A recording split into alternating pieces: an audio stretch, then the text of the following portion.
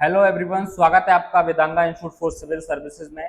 भारत के प्रधानमंत्री नरेंद्र मोदी इन दिनों रसिया दौरे पर हैं और पूरी दुनिया की जो नज़र है वो इस दौरे पर है और पूरी दुनिया में इस दौरे को अलग अलग एंगल से देखा जा रहा है। भारतीय मीडिया की से बात करें तो भारतीय मीडिया इसे भारत और रूस के ऐतिहासिक संबंधों की एक छवि के तौर पर देख रहा है।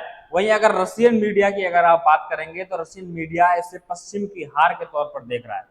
पश्चिम की हार इसलिए कि भारत के प्रधानमंत्री ने पहला द्विपक्षीय दौरा रूस को चुना है, यानी कि अमेरिकन गुट को छोड़कर सबसे पहले वो रशिया के पास गए। वहीं पश्चिम की कुछ मीडिया इसे संतुलित रिश्तों के आधार पर देख रही है कि भारत के प्रधानमंत्री द्विपक्षीय यात्रा पर किसी यूरोपियन कंट्री में नहीं गए, लेकिन वो G7 की मीटिंग में सबसे पहले भाग लेने के लिए इटली गए।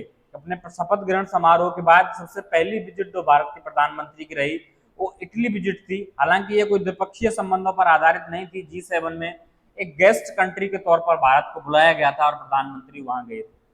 तो कुछ मीडिया इसे इस तरीके से देख रही है, बल्कि कुछ मीडिया हाउसेज इसे अमेरिका की हार के तौर पर देख रहे हैं कि भारत अमेरिका के जो प्रभाव है उसको नजरअंदाज करके रूस के साथ अपने संबंधों को बरकरार रखना चाहता है। आज की इस वीडियो में हम चर्चा करेंगे कि आखिर रूस का ये दौरा क्यों महत्वपूर्ण है, न सिर्फ अंतर्राष्ट्रीय संबंधों के लिए, भारत रूस संबंधों के लिए, और भारत की जो अंतर्राष्ट्रीय कूटनीति है, जो संतुलन की अवधारणा भारत की है अंतर्राष्ट्रीय संबंधों में, वो इस दौरे में दिखती है। आज पूरे वीडियो में हम इसको डिस्कस करेंगे। तो सबसे पहले देखिए कि भारत के जो प्रधानमंत्री हैं वो जब शपथ ग्रहण लिए उसके बाद G7 की मीटिंग में गए। G7 की मीटिंग में जब गए तो तब दुनिया भर की निगाहें ये थी कि देखो रूस को छोड़कर सबसे पहले उस गुट में जाकर प्रधानमंत्री गए हैं जो पूरी तरीके से रशियन विरोधी है।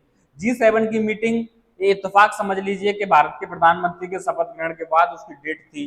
शायद बाद में होती तब भी प्रधानमंत्री जाते, क्योंकि अक्सर गेस्ट कंट्री के तौर पर इसे हमें बुलाया गया है यहाँ। लेकिन दुनिया भर के लोग यही देख रहे थे कि अब लगता है कि रूस और भारत की जो दूरियां हैं वो धीरे धीरे बढ़ रही हैं और भारत का झुकाव अमेरिका और वेस्टर्न कंट्रीज की तरफ लगातार बढ़ रहा है। क्योंकि आप G7 को देखिए, G7 में Bharat as a guest country के तौर पर भाग लिया। उसमें जर्मनी है, इटली है, जापान है, फ्रांस है, यूएसए है, यूके है, कनाडा है। ये सभी नाटो के मेंबर हैं, जो कि जनरली रशिया विरोधी एक संगठन आप एक तरीके से कह लीजिए। तो अक्सर रशिया को भी बुरा लगता है कि जब भारत जैसा कोई देश जो पूरी तरीके से रशिया के साथ अच्छे संबंधों में हो और वो इस तरीके से मीटिंग में भाग ले जहां रशिया विरोधी बातों पर चर्चा हो, तो ये हर किसी देश के लिए एक कहें तो अच्छी बात नहीं होती है। तो भारत के प्रधानमंत्री सबसे पहले यहाँ गए और इस छवि ऐसी बनाई गई लोगों के द्वारा, मीडिया हाउसेस के द्वारा, कि भारत का झुकाव जो है अब वो थोड़ा सा रूस से हटकर हो गया है। तो इसी को काउंटर करने के लिए ये तस्वीर है G7 की, जहां जर्मनी के चांसलर हैं, जापान के प्रधानमंत्री हैं, भारत के प्रधानमंत्री हैं, और ये मीटिंग अभी जो रशिया के अंदर चल रही है। देखिए इस बात पर ज्यादा जोर क्यों दिया गया था कि भारत के प्रधानमंत्री जो है वो पश्चिम की ओर झुक रहे हैं, क्योंकि आपको पता होगा कि 2023 में एससीओ की मीटिंग भारत में होनी थी। एससीओ की मीटिंग के लिए सभी राष्ट्र अध्यक्षों को निमंत्रण दिया गया था। तैयारियां लगभग पूरी हो गई थी और जब एन वक्त आया, जब मीटिंग का कंडक्ट होने का समय आया, तो उस मीटिंग को ऑनलाइन कर दिया गया था। उसका प्रमुख कारण जो है वो माना जा रहा था कि गलवान की जो घटना हुई थी, जहां भारत और चीन में जो झड़प हुई, 20 सैनिक भारत के वहां शहीद हुए, उसके बाद भारत के प्रधानमंत्री नहीं चाहते थे कि चीन के राष्ट्रपति के साथ कोई सीधी बातचीत की जाए। तो एक प्रमुख कारण था कि एससीओ की मीटिंग को जो है वो ऑनलाइन कर दिया गया। बाद एससीओ की मीटिंग 2024 में कजाकिस्तान के अंदर होती है। कजाकिस्तान के अंदर भी भारत के प्रधानमंत्री भाग नहीं लेते हैं, जबकि सभी देशों के राष्ट्राध्यक्ष उस मीटिंग में भाग लेने के लिए जाते हैं।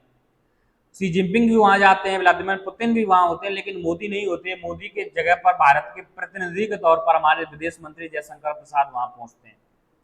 ये एक और घटना थी जिसके लोगों को लगा कि शायद मोदी जो है वो रूस से दूरियां बना रहे हैं, भारत और रूस के संबंधों में थोड़ी सी दूरियां हैं, और चीन का रूस के साथ भी लगातार लगाव बढ़ता चला जा रहा है। तो एक कारण ये भी हो सकता है कि रशिया के साथ भारत के संबंध अब उस तरीके के नहीं है जिस तरीके के पुराने दौर में थे। उसी को काउंटर करते हुए प्रधानमंत्री ने डिसाइड किया कि वो पहली द्विपक्षीय दौरे पर रशिया जाएंगे, ताकि ऐसे सभी लोगों के मुंह पर ताला लगाया जा सके जो ये कह रहे हैं कि भारत रूस के संबंध अब उस तरीके से नहीं रहे। हालांकि भारत और रूस के संबंधों की आप बात करोगे तो हमेशा से भारत और रूस के संबंध स्ट्रांग रहे हैं। दोनों ने हर सिचुएशन में एक दूसरे का साथ दिया है। कोल्ड वॉर से लेकर अभी तक यूक्रेन वॉर तक पूरी हर परिस्थिति में एक दूसरे के साथ खड़े रहे। आपको पता होगा कि जब यूक्रेन की लड़ाई हुई तो ऑयल खरीदने को लेकर काफी विवाद हुआ था। रसिया अपना तेल भारत को बेचना चाहता था, लेकिन अमेरिकी प्रतिबंध के कारण कंट्रीज खरीद नहीं पा रहे थे, लेकिन भारत ने फिर भी खरीदा और दुनिया को ये दिखाया कि हम किसी भी परिस्थिति में रूस का साथ नहीं छोड़ सकते, क्योंकि हर परिस्थिति में रूस ने हमारा साथ दिया है।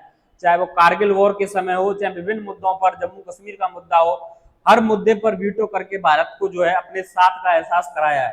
हालांकि यूक्रेन युद्ध के बाद रसिया का झुकाव तेजी से चाइना की ओर बढ़ा है। उसका कारण यह है कि भारत तो एक ऐसा देश है जो दोनों तरफ संतुलन बनाए रखना चाहता है। भारत ये चाहता है कि अमेरिका से भी संबंध अच्छे रहें, वेस्टर्न कंट्रीज यूरोप से भी संबंध अच्छे रहें और रसिया से भी संबंध अच्छे रहें।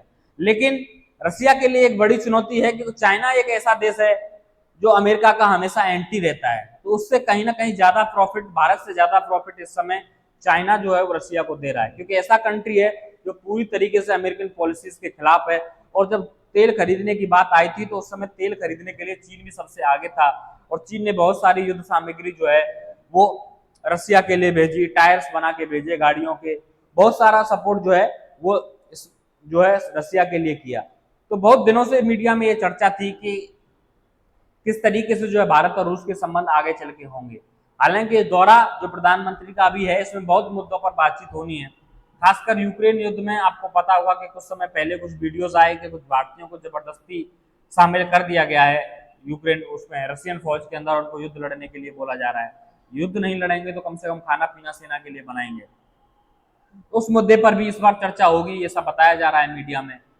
और भी द्विपक्षीय संबंध है, ऊर्जा है, रक्षा है। रक्षा में भारत और रूस के संबंध बहुत लंबे समय से रहे।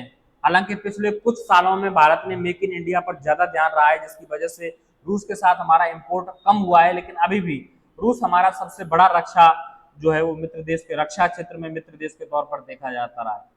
तो अभी ये मीटिंग होंगी तो इसमें विभिन्न मुद्दों पर चर्चा होगी। फाइनल कंक्लूजन क्या निकल के आएगा, किन मुद्दों पर सहमति बनती है, किन पर नहीं बनेगी, इसको हम अगली वीडियो में डिस्कस करेंगे जब ये मीटिंग समाप्त होगी।